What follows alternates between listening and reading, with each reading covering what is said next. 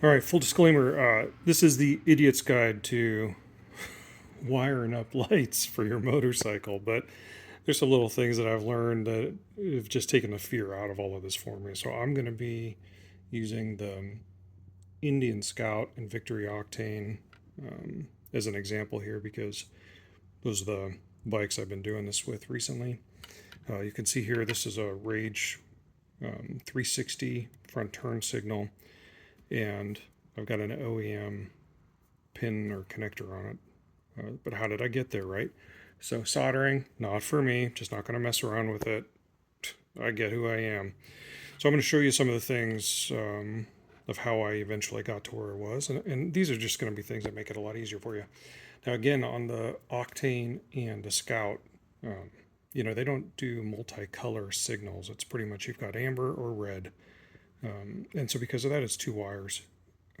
So keep in mind, I might make some mention of three wires. Not going to get all into it because, again, I'm no pro with electric anything. So, again, idiot's guide to doing some lighting. So how did I get around here? First thing, these are pretty old school buck connectors and some of these. Stay away from these, not worth it.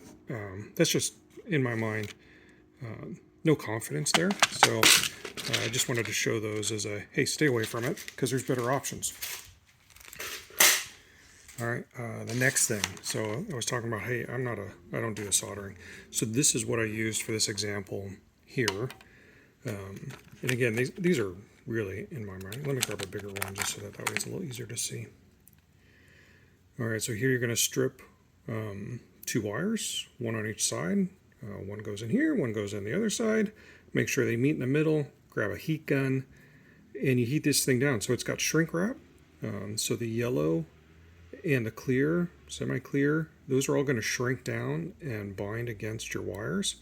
This little spot in the middle, that's pretty much going to do the soldering for you, and a heat gun is all it's going to take. So that's going to melt and make sure that the two wires are connected nice and strong. So let me show you an example. So again, that's how I did here. I removed the OEM signals.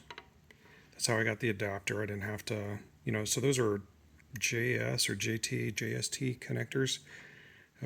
I've got another video on lighting where I talk through that, and I've got a link to that. But here, so I cut probably right about here, and this is all OEM wiring.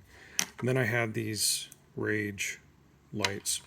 So I stripped one of them down just so you can kind of see it. I'm replacing them because I broke one of them. But using, I don't even have the smallest. Oh yeah, I do still have one down there. You can see it. It's one in the back. Can I focus on that a little bit more? So one in the back there with the white. So you can see how thin this is. And so I stripped the wire here for the connector, and on the other side is the wire that went to the light. I'm sorry, to the to the light. And then I just connected the wires and heated them up with a heat gun, and then I wrapped it with electrical tape just to keep it from looking gaudy. Not that anyone's going to see it because it's hiding in the headlight housing. So this is a super easy way to get from an OEM connector that you're removing from your bike to a new one. Now you don't want to go down that path, that's fine. Let me show you another way you can tap into wires. So keep your OEM adapters, that's fine. Just wrap them up so you don't have any problems there. And then you can use these posi taps. So I actually use these on the back end of the Scout. Pretty straightforward. These are the itty bitty ones. So I'm just showing you the front here so you can see it without me trying to one-handed get them out of the bag. But ultimately you're going to take a single wire.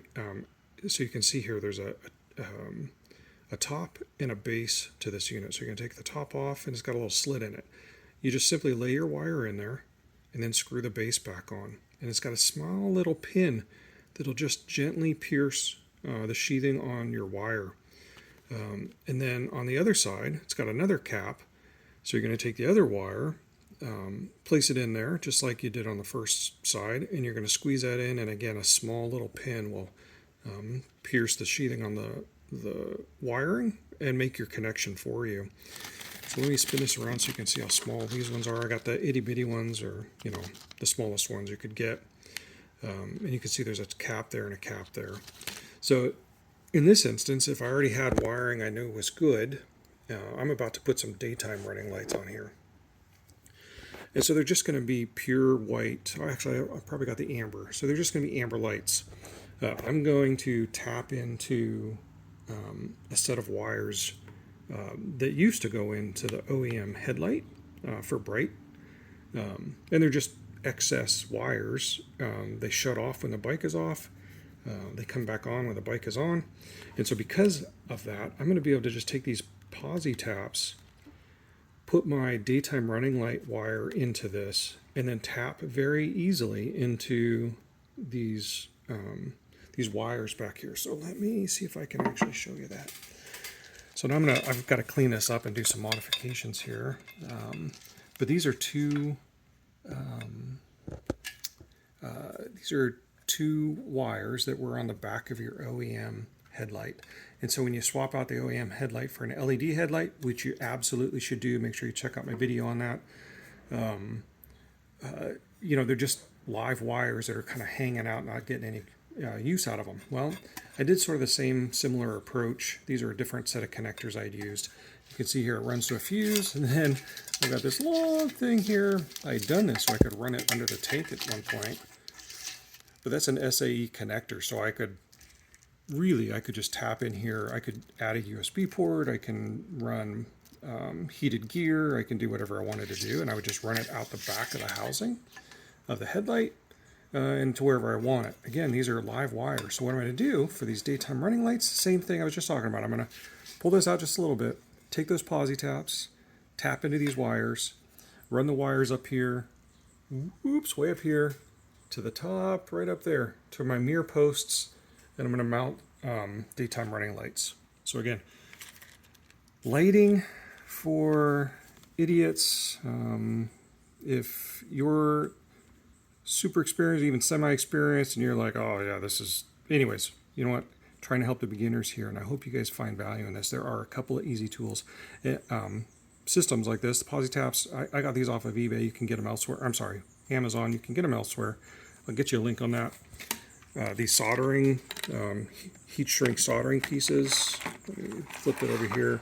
This was a small box. I've got another box off to the side here, but several different brands. I haven't had a problem with any of the ones I bought off of Amazon, but I'll put a link to a couple of those, or at least one of them, for you also.